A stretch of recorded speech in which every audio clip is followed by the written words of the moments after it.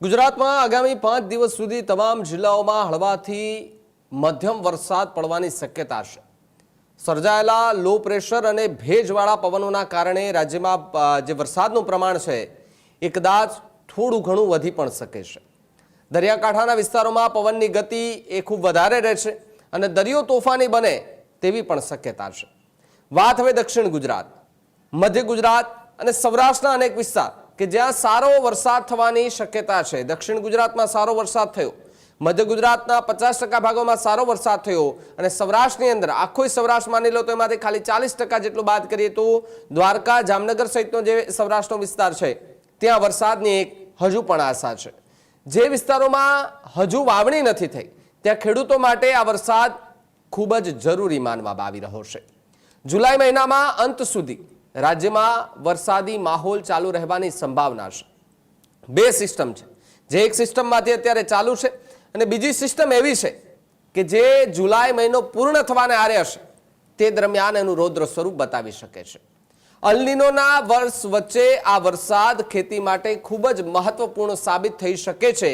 જો કે વરસાદ ખેંચાયો, વરસાદનો એક રાઉન્ડ પણ આવ્યો, એ રાઉન્ડે દક્ષિણ ગુજરાત અને સૌરાષ્ટ્રના કેટલાક ભાગોમાં તબાહી મચાવી, ખેડૂતોને પણ પાયમાલ થતા જોવા મળ્યા, કેટલોય પાક બગડતો જોવા મળ્યો, ઘરો બગડતા જોવા મળ્યા, ઘરવખરીનો સામાન બગડતો જોવા મળ્યો।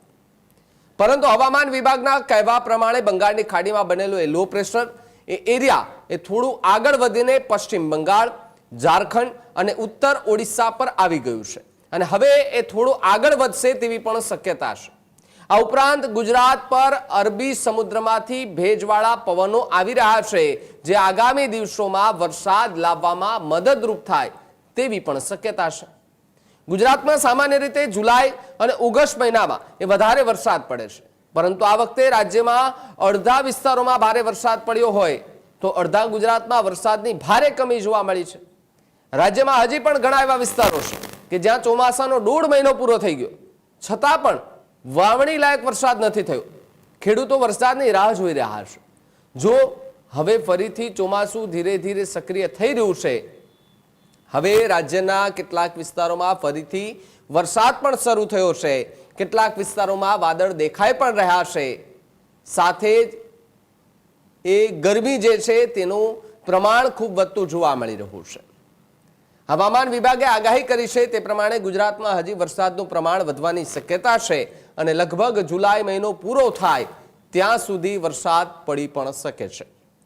હાલની સ્થિતિ પ્રમાણે જોવા જઈએ તો આગામી 5 દિવસ સુધી રાજ્યના તમામ જિલ્લાઓમાં હળવાથી મધ્યમ વરસાદ અને છૂટાછવાયા વરસાદની આગાહી થઈ છે, જ્યારે એનો અર્થ એ થાય છે કે સાર્વત્રિક વરસાદની શક્યતા નથી અને ભારે વરસાદની શક્યતા એ પણ થોડી ઓછી મનાઈ રહી છે। ભારે તો વરસાદની કોઈ શક્યતા છે જ નહીં, પણ જો છૂટાછવાયા વરસાદની વાત કરવામાં આવે તો આ મહિનો પૂર્ણ થાય તે દરમિયાન છૂટાછવાયા સ્થળોએ વાવણી લાયક વરસાદ થઈ શકે છે અને ભારે વરસાદની શક્યતા પણ નથી। કેટલાક વિસ્તારો એવા પણ છે કે જ્યાં ભારે વરસાદ પડી પણ શકે અને કેટલાય વિસ્તારો એવા પણ છે કે જે ખાલી વાદળો દેખાશે, હવામાન પલટાશે, પરંતુ વરસાદ ના પણ પડે તેવી શક્યતા છે। હવામાન વિભાગના આંકડાકીય મોડલ એ પ્રમાણે જો વાત કરવામાં આવે તો 19 અને 20 જુલાઈની આસપાસ હજી પણ વરસાદનું થોડું જોર વધે તેવી શક્યતા છે, જ્યારે ખાસ કરીને દક્ષિણ ગુજરાતના જિલ્લાઓ, પૂર્વ ગુજરાતના જિલ્લાઓ તથા સૌરાષ્ટ્રના દક્ષિણ ગુજરાતના જે જિલ્લાઓ છે ત્યાં વરસાદ વધે તેવી સંભાવના છે। ઉત્તર ગુજરાત, કચ્છ તથા મધ્ય ગુજરાતમાં પણ વરસાદ પડશે, પરંતુ ખૂબ વધારે વરસાદ પડી તેવી શક્યતા નહિવત મનાઈ રહી છે। એક તરફ માઠા સમાચાર પણ કહી શકાય ને એક તરફ આનંદના સમાચાર કહી શકાય કે વાવણી લાયક વરસાદ થશે। કચ્છ, સૌરાષ્ટ્રના કેટલાક ભાગો અને મધ્ય ગુજરાતના ભાગો, ઉત્તર ગુજરાતના ભાગો ત્યાં પણ વરસાદ થશે। હવામાન વિભાગના કહેવા પ્રમાણે રાજ્યમાં 17 થી લઈને 23 જુલાઈ સુધી વરસાદ પડી શકે છે। 17 જુલાઈ સુધીની સ્થિતિ જોઈ લઈએ તો ગુજરાતમાં માત્ર 6 જિલ્લાઓ જ અત્યાર સુધી એવા છે કે જ્યાં સરેરાશ કરતાં વધારે વરસાદ થયો છે અને એક જિલ્લામાં સરેરાશ જેટલો વરસાદ થયો છે। બાકીના તમામ જિલ્લાઓમાં સરેરાશ કરતાં ખૂબ ઓછો વરસાદ નોંધાયો છે। 1 જૂનથી લઈને 17 જુલાઈ સુધીમાં દેવભૂમિ દ્વારકામાં 96% માફ કરજો વરસાદ નોંધાયો, કચ્છમાં 85%, જામનગરની અંદર 70%, બનાસકાંઠા અને વાવ થરાદમાં 66%, પોરબંદરમાં 65%, મોરબીમાં 64%, આણંદમાં 63%, વરસાદની ઘટ સાથે સૌથી ઓછો વરસાદ ધરાવતા જિલ્લાઓ જોવા મળી રહ્યા છે. માત્ર જૂનાગઢ, અમરેલી, ગીર સોમનાથ, સુરત, ડાંગ, નવસારી, વલસાડ, વાપી, દમણ, દાદરા અને નગર હવેલી આ જે જિલ્લાઓ છે ત્યાં સરેરાશ કરતાં વધારે વરસાદ નોંધાયો છે. ભાવનગર જે જિલ્લો છે ત્યાં પણ સરેરાશ કરતાં થોડો ઓછો વરસાદ નોંધાયો છે. આમ તો સરેરાશ જેટલો જ વરસાદ કહી શકાય. 17 જુલાઈ સુધી રાજ્યમાં સરેરાશ 31% જેટલા વરસાદની ઘટ નોંધાઈ. હાલની સ્થિતિ પ્રમાણે જોવા જઈએ તો ગુજરાતમાં હળવાથી મધ્યમ વરસાદ ચાલુ રહેશે.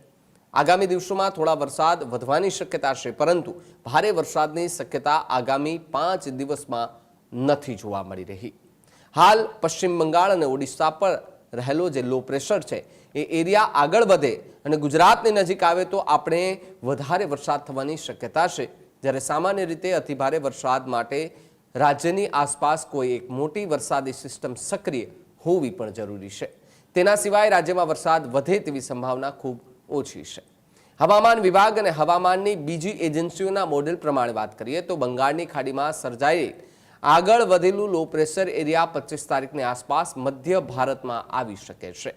હાલની સ્થિતિ પ્રમાણે કેટલાક મોડેલો દર્શાવે છે કે આ સિસ્ટમ ગુજરાત પર આવી શકે છે અને જ્યારે સિસ્ટમો આવે ત્યારે ભારેથી અતિભારે જે વરસાદ છે તે પણ પડી શકે છે.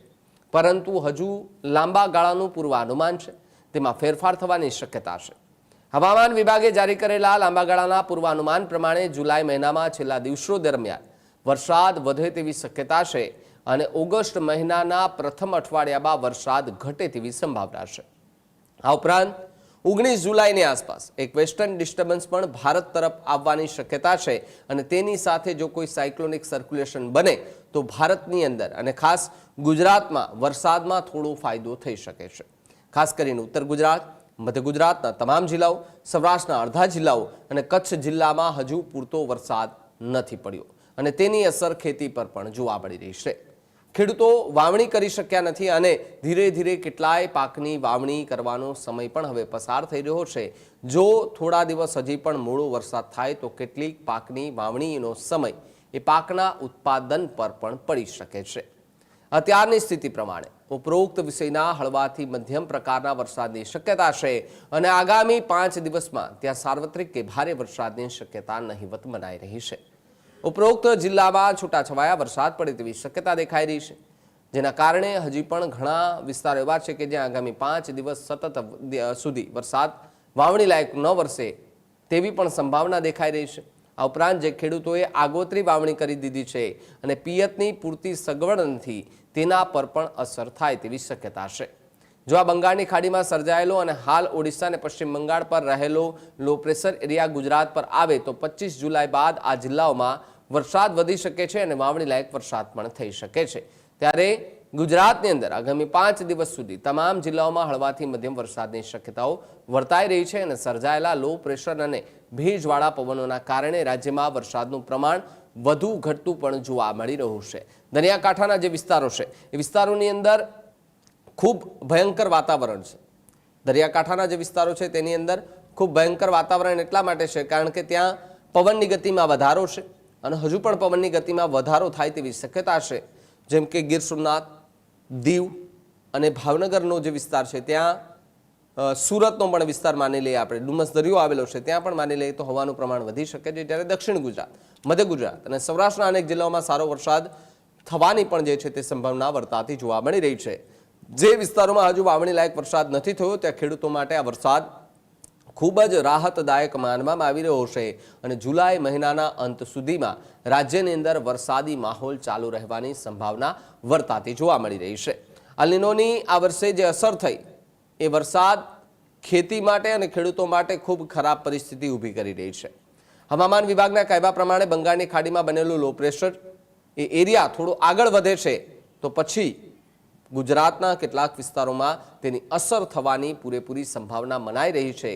બંગાળ, ઝારખંડ અને ઉત્તર ઓડિશા પર એ જે એરિયા છે, લો પ્રેશર એરિયા છે, થોડો આગળ વધીને આવી ગયો છે. ક્યાં ક્યાં આવ્યો છે તો બંગાળ, ઝારખંડ અને ઉત્તર ઓડિશા પર આવી ગયો છે અને હજુ થોડોક આગળ વધશે તેવી શક્યતા છે. અને જો એ થોડું કંઈ આગળ વધે છે તો પછી ગુજરાતના જે વિસ્તારોની અંદર વરસાદ બાકી છે એ વિસ્તારોની અંદર વરસાદ પૂરતા પ્રમાણમાં આવી પણ શકે છે. એમની સાથે જો કોઈ સાયક્લોનિક સર્ક્યુલેશન સાયક્લોનિક સિસ્ટમ જો સક્રિય થાય છે તો પછી ગુજરાતની અંદર જે વરસાદની ઘટ છે એ ઘટ બુરાઈ શકે છે, પૂરી થઈ શકે છે અને સારામાં સારા વરસાદની ગુજરાતમાં વાપસી થઈ શકે અને જે અડધું ચોમાસું વરસાદ વગર ગયું છે એમની ઘટ કદાચ આવનારા સમયમાં પૂરી થાય તેવી પણ સંભાવના છે. એટલે કે અત્યારે બે પૂરતી આ મહિનાની અંદર એક સિસ્ટમ અત્યારે સક્રિય છે જે ગુજરાતના કેટલાક વિસ્તારોમાં ધીમી ધારે વરસાદ વરસાવી રહ્યો છે, ઝાપટાઓ પડી રહ્યા છે.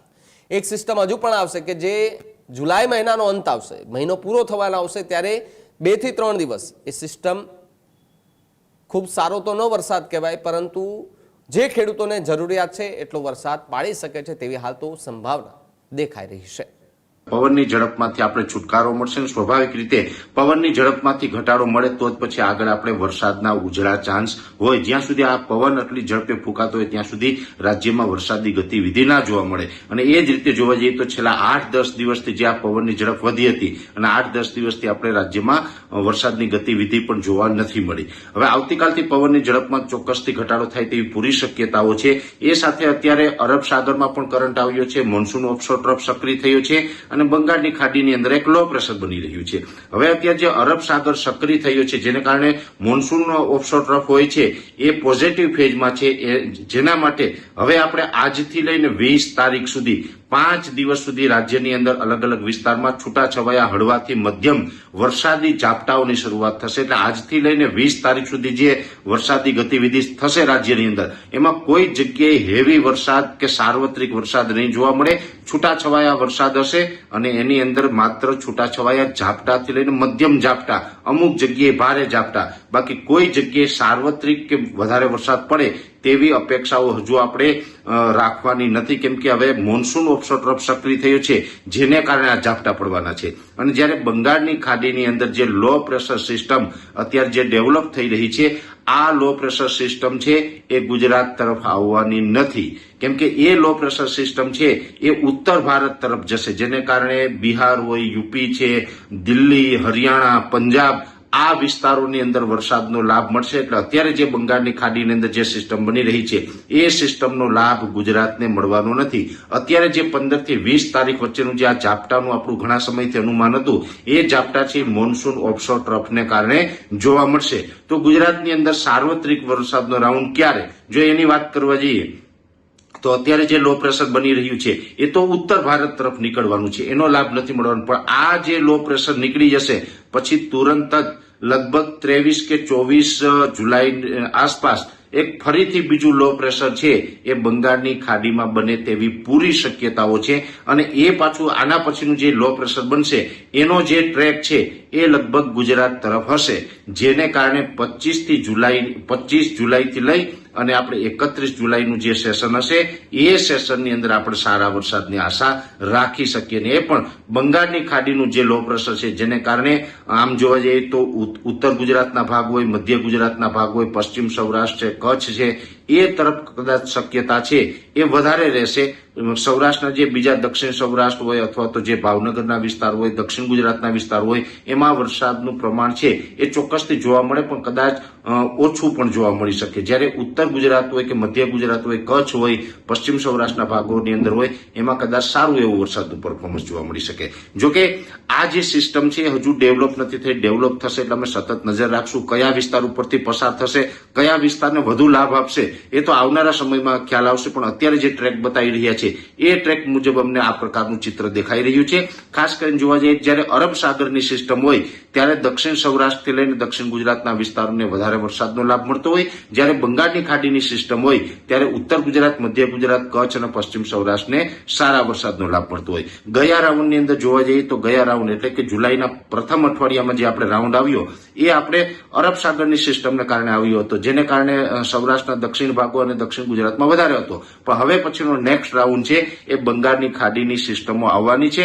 અને આમ જોવા જઈએ તો હવે બંગાળની ખાડી પણ સારી એવી સક્રિય થઈ છે, એટલે એક પછી એક સિસ્ટમો છે એ બંગાળની ખાડીની અંદર પણ બનતી રહેવાની છે. એટલે આજથી લઈને 20 તારીખ સુધી વરસાદી ઝાપટા 25 થી 31 બંગાળની ખાડીની સિસ્ટમ આવે અને એમ 2 રાઉન્ડની અંદર જુલાઈ મહિનામાં જે વરસાદ થશે ને જુલાઈ મહિનો પૂર્ણ થાય પછી ઓગસ્ટમાં પણ વરસાદ રોકાવાનો નથી. ઓગસ્ટમાં પણ એક પછી એક સિસ્ટમ છે એ આવવાની સંભાવનાઓ છે ને ઓગસ્ટની અંદર પણ સારા વરસાદનો એક અનુમાન છે. ખેડૂત ભાઈઓ છે ખેતરમાં ડ્રોન ઉડાવતા હોય છે ત્યારે આપણે એક પ્રશ્ન સતાવતો હોય છે કે જે આપણે અત્યાર સુધી જીપીએસ ટેકનોલોજી વાળા ડ્રોન વાપર્યા છે, જેથી કરીને મોબાઈલ ટાવર છે અથવા તો હાઈ ટેન્શન લાઈન પસાર થતી હોય, કોઈ વૃક્ષો હોય, ત્યારે જે જીપીએસ ટેકનોલોજી વાળા ડ્રોન છે એમાં ટકરાય અને ટ્રેસ થાય છે. પણ એગ્રીઓન લાવ્યું છે જીએનએસએસ ટેકનોલોજી ડ્રોન, જેથી કરીને એ ડ્રોન છે એ કોઈ જગ્યાએ ટકરાય નહીં, પોતાની રીતે જ ડિસિઝન લે છે ને મૂવ થઈ જાય છે, જેથી કરીને જીએનએસએસ ટેકનોલોજી ડ્રોન છે એ વાપરવાનો આગ્રહ રાખો. આ જ પ્રકારની તમામ અપડેટ જોવા માટે ન્યૂઝરૂમ ગુજરાતને લાઇક, શેર અને સબસ્ક્રાઇબ કરવાનું ભૂલતા નહીં.